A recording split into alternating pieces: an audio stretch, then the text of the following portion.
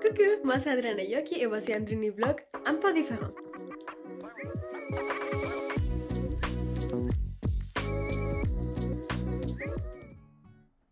Et bon, comme vous savez déjà, moi je suis étudiante à Centrale Lille et à cause de mon cours, grâce à mon cours de français, on m'a conseillé de faire une vidéo sur un livre en français que j'ai lu. Et je me suis dit, moi j'ai déjà une chaîne de YouTube, donc voilà, je vais partager avec vous. Et parce que, pourquoi pas. C'est pour ça que j'ai créé la chaîne ou quelque chose comme ça. Donc voilà, j'espère que ça va vous plaire et merci d'être ici. Et bon, aujourd'hui, je vais parler d'un livre qui m'a vraiment marqué qui s'appelle L'Établi, écrit par Robert Linard et publié en 1978. Et c'est pas un roman classique, c'est plutôt un témoignage qui vient d'après les motivations du même Robert, parce que lui, il est un intellectuel engagé et un ancien militant maoïste.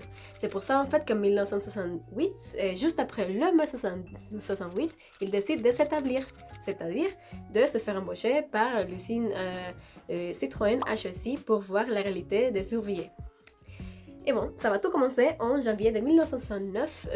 Il va commencer à déjà travailler et on voit dès le début, il va commencer à observer un comportement très discret de résistance chez les ouvriers, plutôt surtout des immigrés, comme des petits détails, comme il n'y a pas de grève, mais il commence à bien se manier, à bien s'habiller pour maintenir sa dignité en face de ses conditions de travail.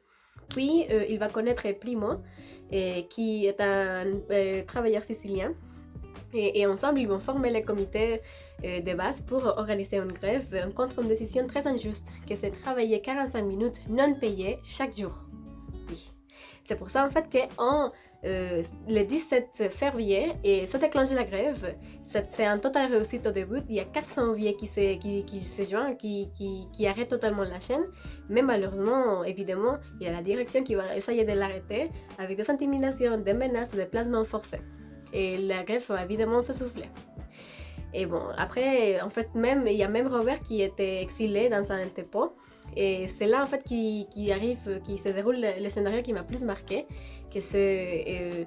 il va connaître un vieux qui s'appelle Albert, et lui, il est très très proche de la retraite, et il n'arrive même pas à vivre quelques mois après sa retraite parce qu'il meurt.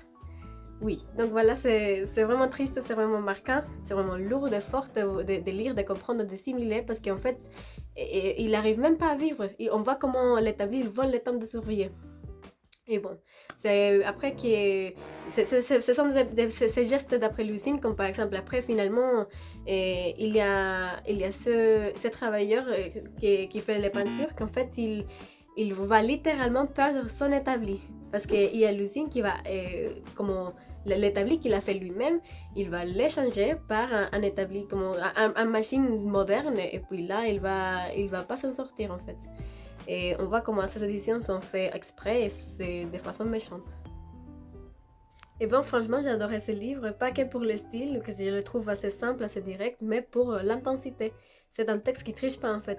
J'ai trop aimé la façon dans laquelle Robert a tout décrit, les gestes du travail, la façon, les regards qui se croisent, les corps qui sont fatigués.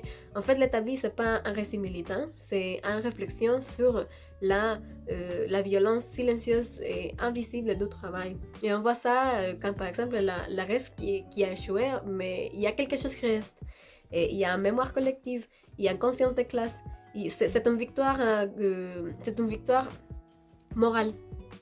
Et donc là, c'est très joli quand on voit que en fait, Robert, il ne juge pas ses collègues quand il les décrit, et il cherche qu'à apprendre. Et bah évidemment, ce texte m'a beaucoup appris sur la société française des années 60-70, et surtout sur la place des immigrés, les syndicats, mais aussi sur la langue, les expressions, les petits mots, les dialogues, voilà quoi. À un niveau personnel, ça m'a amené aussi à réfléchir sur d'autres luttes, comme par exemple dans mon pays d'origine, où l'on commence déjà à normaliser les injustices. Et c'est pour ça que je pourrais comparer ces livres avec d'autres œuvres comme Le Nez al Sol ou The Pursuit of Happiness, où l'on voit la dignité dans la misère. Je recommanderais totalement ce livre à 100% parce que ça t'oblige à regarder la réalité face en face et à écouter ce que l'on n'entend jamais. C'est pas une leçon d'histoire. Voilà. J'espère que ce petit review vous a plu. Voilà. J'espère que ça vous a donné envie de lire le livre.